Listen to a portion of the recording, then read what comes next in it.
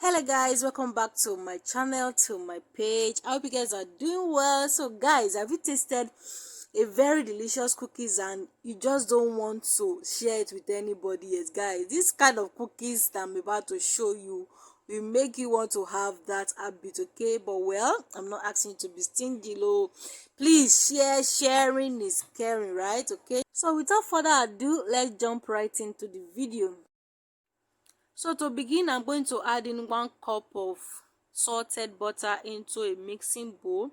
You can as well use the unsalted butter if that is what you like.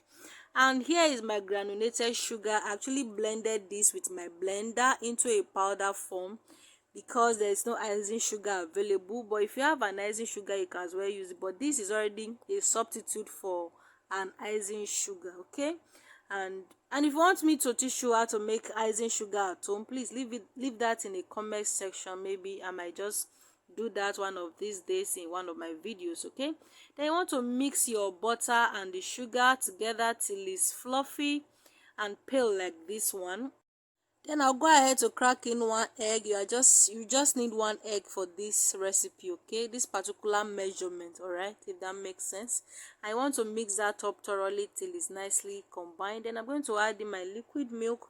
This is actually a powdered milk. I mix it together with water to form the liquid milk, okay? And the next thing I'll be adding now is my all-purpose flour. Is already sifted, and this is 2 cups of all-purpose flour. Check the description of this video for full list of the ingredients that I use, okay? Then the whisk is no longer doing the job, so I switched to the spatula, and that's what you see me using here. So at this point my batter is looking too thick, so I'll be adding little drop of water to loosen it up a bit. And next I'll be adding vanilla flavor. I almost forgot this flavor actually, yeah. So you want to mix that thoroughly till it's nicely combined, all right?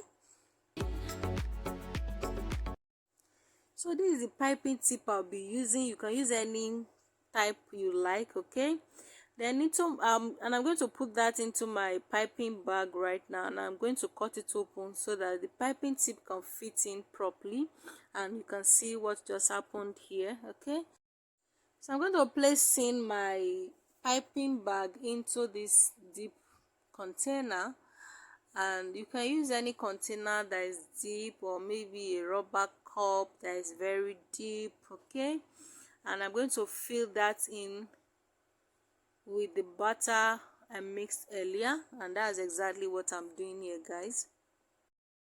So guys, if you find this video useful and you are here to like this video, please click the like button and share with your friends, okay?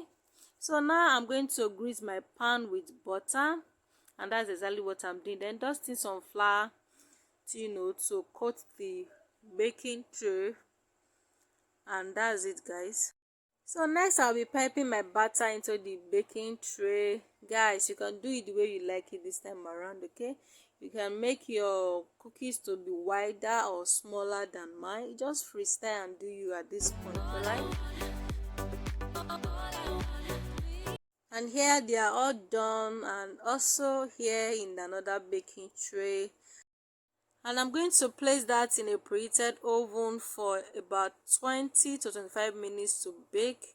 And in the course of baking, guys, some part that are already baked, fully baked, I separated them from the ones that are not properly baked, and I finally put them all back together just for the purpose of this video. So please, anyone you see that is already baked, you can take them out of the oven and set those ones aside.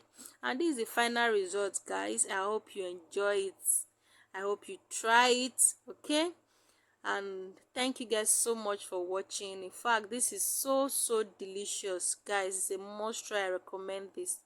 Thank you guys for watching. I'll see you in my next video. Bye.